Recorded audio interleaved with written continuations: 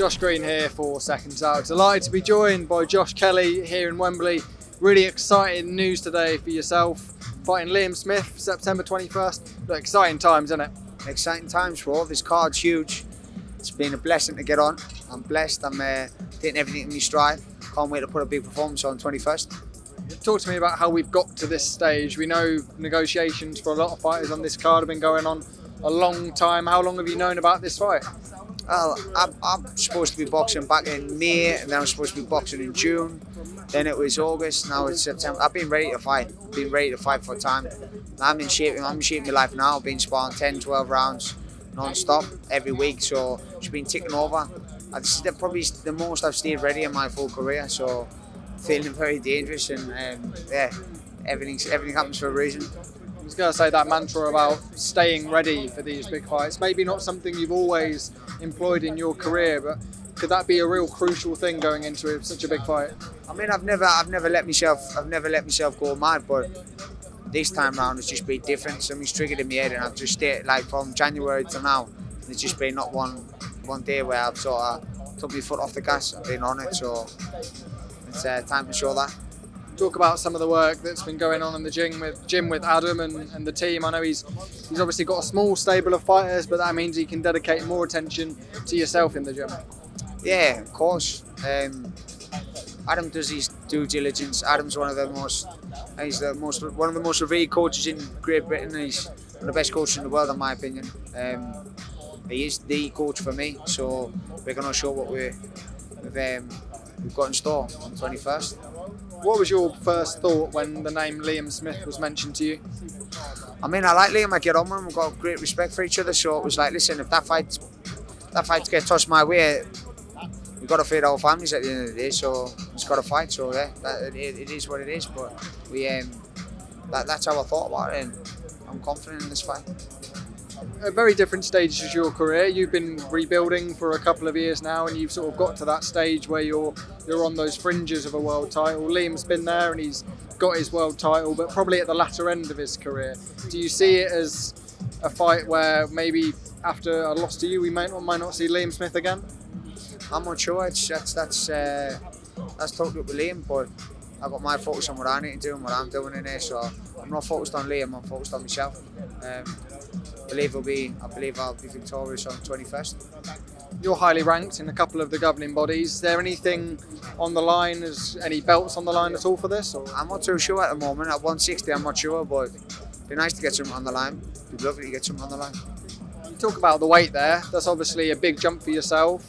You've been campaigning 154 for a long time now. What was the idea behind that, and how easy of a decision was that to make? Well, I don't think Liam can make 154 anymore, so I've got to make a jump to 160. It's not such of a jump to me. I'm a big super welterweight. I kept myself down at welterweight for probably a bit too long, and was draining myself there. As I moved to super welterweight, I moved into it within a year, and now 2 or 3 years on, I'm sitting like at the top end of there. I'm strong and big and full, so this middleweight suits me down to a T. You never know. Well, I believe I'll take the middleweight division now. I'll start moving that way, so it's good. What do you think will be the difference on fight night and in the latter stages of the training camp as opposed to super welter? Well, you're not cutting as much, you're not doing as much weight, and I've stayed ready this time round. So if it was super welterweight or middleweight, it wouldn't make a difference to me. I'm on it, so it's gonna focused happy. Josh Kelly is a dangerous Josh Kelly for anyone in the world. We saw what Chris Eubank Jr had to do to defeat Liam Smith, albeit a little while ago now. Is there anything you can sort of grasp from his loss to Eubank Jr that you can bring into your game plan? Nah, I don't really look at that fight, to be honest. I think Liam was a shell of himself there. Things going on behind closed doors. So it is what it is. That's what it was. But I believe it'll be a total different Liam Smith on the night. I'm prepared for that. I'm prepared for the best Liam Smith. So I'm not looking at Chris. I'm a total different fighter to Chris. I mean, I'm a better fighter than Chris, to be honest. But time will show. Do you still believe Liam Smith's a world level competitor at the moment? Yeah, I mean, his experience, his strength, his toughness, he's still got world level attributes. So you've got to take him as a world level fighter, 100%. You're obviously wanting to edge towards that world title. Is this for now, the 160 division where your opponent at home, or do you feel like you could go back down? I can go bounce from 154 to 160, whatever fights get offered. The bigger the fights, the better for me. I only want to be in big fights, I only want to be involved in big events, so it gets me up in the morning. I mean, I get up in the morning anyways, but for anything, but for this, really gets the fire going in your stomach. How close do you think you've been to getting a world title fight over the line? Because the rebuild has been impressive, but we've been waiting for that one fight just to slip into place. I mean, there was talks of Tim Tszyu at one point, there was talks of Crawford at one point. There's all these names getting through about, and I'm ready to fight. I'm just ready to go in there and cause anyone problems. Like, I know they're the best fighters on the planet, but if you're not ready to test yourself, then what are you in boxing for? So I'm an awkward, horrible man to fight. I'm a horrible man to prepare for. So I know I can give anyone problems on a night. It's only 36 minutes. I can give you problems for 36 minutes to win a fight. Do you feel like you've faced the sort of opposition that would prepare you for world level? The names you mentioned, like a Tim Tszyu or even someone like a Fundora, they're right at the top of their game. Do you feel like you've faced the opposition to prepare you for that?